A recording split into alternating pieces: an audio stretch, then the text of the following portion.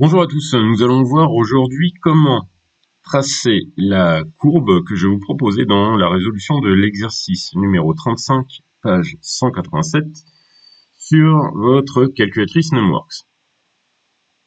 Alors parmi toutes les fonctions qui vous sont proposées ici, il y en a une qui nous intéresse, c'est la deuxième ici. Donc allons-y. J'utilise ici le pad avec les flèches et je viens sur fonction, je clique sur OK. Et ici, on vous propose d'ajouter une fonction. Alors, vous avez fonction GraphTable. Pour l'instant, on va rester ici. Et on va aller sur fonction. Donc, on y est déjà par défaut. On clique OK. Et là, on vous propose, voilà, f de x est égal à quoi? Et ici, on vous propose de rentrer l'expression de f de x. Alors attention, dans l'exercice que nous avions à résoudre, le 35 page 187, on avait comme variable a. Ici, la variable c'est x, donc faites bien attention à chaque fois, quand vous utilisez votre calculatrice, d'utiliser x comme variable de votre fonction. Alors c'est parti, écrivons l'expression de notre fonction. On avait donc 4 fois, entre parenthèses, 1 divisé par racine carrée de x.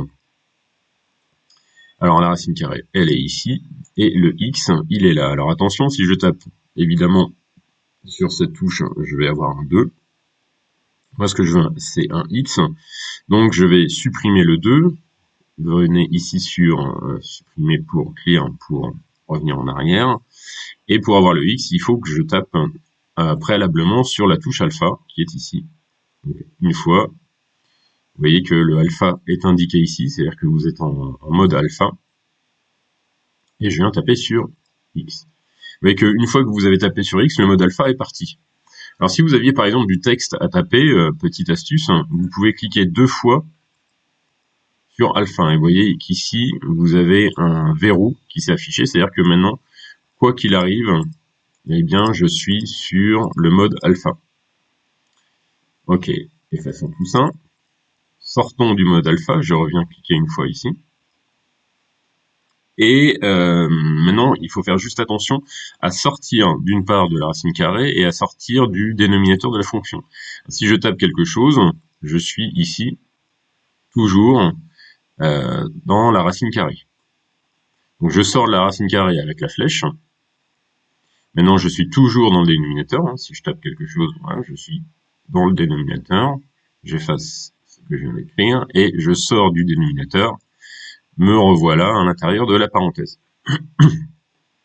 Terminons d'écrire notre fonction.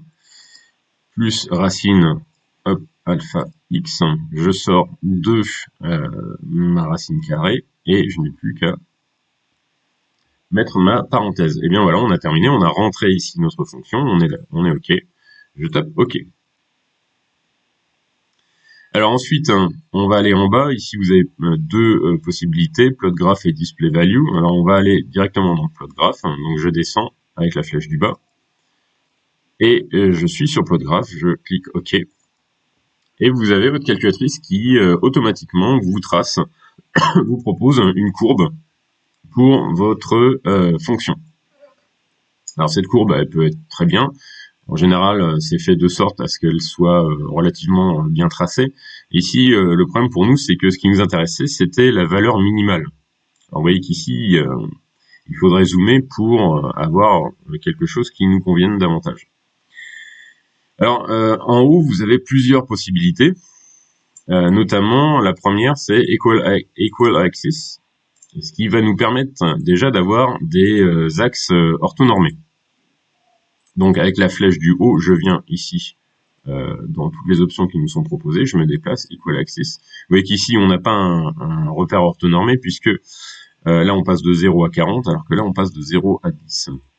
Donc, voyons voir déjà ce qu'on a en Equal Axis. Je tape OK, voilà. Donc ici déjà, on se retrouve avec un repère orthonormé. On passe bien de 0 à 40 en ordonnée et de 0 à 40 en abscisse.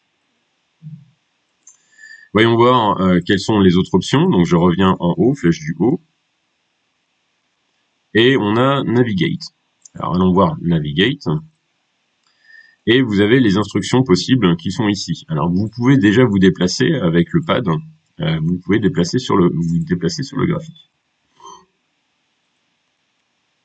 Alors, ce qui nous ici va nous intéresser, ça va être de zoomer sur cette partie-là. Donc on peut zoomer ici, soit en appuyant sur plus, ou zoom moins, reculer avec le moins. Donc, zoomons sur la partie qui nous intéresse.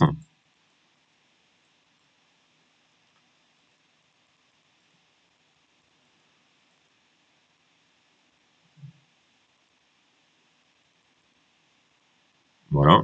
Là, on voit clairement apparaître un minimum. Et on se doute que ce minimum, ici, va être pour un antécédent de 1. On va zoomer encore une fois. Voilà.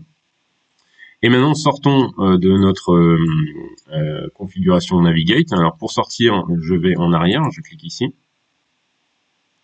Et là, en cliquant sur les flèches droite ou gauche, eh bien, je peux, vous voyez le point rouge ici, je peux le faire déplacer.